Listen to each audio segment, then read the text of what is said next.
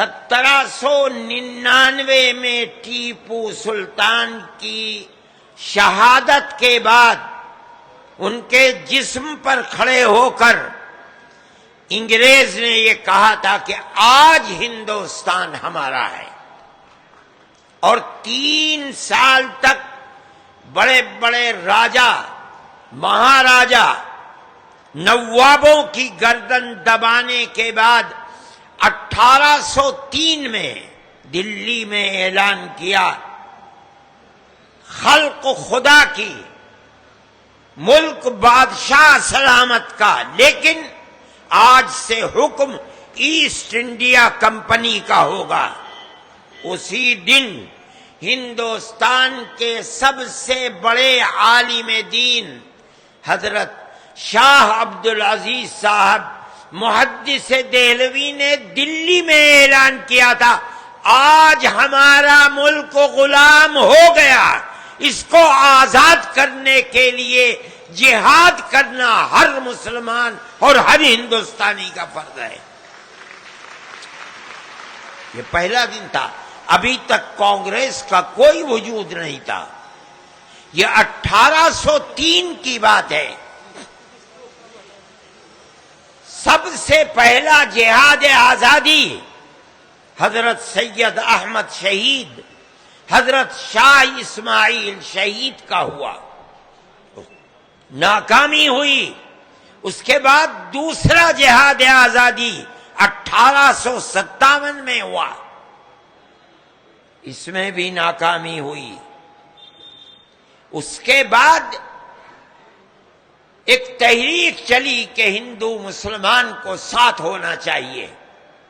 سن 1883 میں کانگریس کا وجود ہوا۔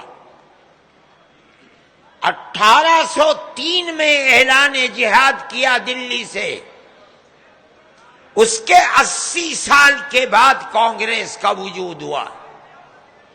بات چلتی رہی، ہندوستان کی مختلف اقلیتیں اور اکثریتیں جہاد آزادی کے اندر قصہ خوانی بازار پشاور، جلیانوالہ باغ امرتسر، دلی، شاملی، مراد آباد، سنبل، ہر جگہ جہاد آزادی ہوتا رہا۔ کانگریس کے ساتھ ساتھ جمعیت علماء برابر میں نہیں، جمعیت علماء 5 قدم آگے رہی۔ جہاد آزادی میں جیسے جیسے یہ لگتا رہا کہ ملک آزاد ہونے والا ہے، ہمارے پاس تحریریں موجود ہیں، ورکنگ کمیٹیوں کی تجویزیں موجود ہیں۔ جمعیت علماء بار بار گاندھی جی سے، موتی لال نہرو سے، جواہر لال نہرو سے بار بار یہ بات کہتی رہی، ہمیں یہ بتاؤ کہ ملک آزاد ہوگا تو ملک کا دستور سیکولر دستور ہوگا یا یہ ملک ہندو راشٹر بنے گا۔ اور برابر ہمارے پاس تجاویز موجود ہیں، میں نے وہ تجویزیں لکھ کر سونیا گاندھی کے پاس بھیجی تھی۔ ہم سے برابر کانگریس یہ وعدہ کرتی چلتی ہے کہ ملک آزاد ہوگا تو ملک کا دستور سیکولر دستور ہوگا، مسلمانوں کی مسجدیں، مسلمانوں کے مدرسے، مسلمانوں کے قبرستان، مسلمانوں کے کلچر، مسلمانوں کی زبان، مسلمانوں کا ایک لمبی فہرست ہے، ہر چیز محفوظ رہے گی۔ ہم کانگریس کے ساتھ چلتے رہے، یہاں تک کہ ملک آزاد ہوا، اور بدقسمتی تھی کہ آزاد ہوا اور تقسیم بھی ہو گیا۔ اب ایک طاقت ابھری جس نے یہ کہا کہ مسلمان اپنا حصہ لے چکا، اب ہندوستان کے اندر دستور سیکولر دستور نہیں، ہندوستان ہندو ملک بنے گا۔ ہمارے بزرگوں کی طاقت تھی، مولانا مدنی، مفتی کفایت اللہ، مولانا ابوالکلام آزاد، مولانا حفظ الرحمان پکڑ کر بیٹھ گئے گاندھی جی کو اور جواہر لال نہرو کو، ہم سے جو وعدہ کیا ہے پورا کرو۔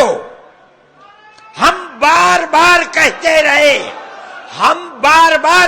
رہے، ہمیں یقین دلاؤ ملک آزاد ہوگا تو ملک سیکولر بنے گا یا ملک ہندو بنے گا۔ آپ نے ہم سے وعدہ کیا، یہ آپ کی تجاویز ہے۔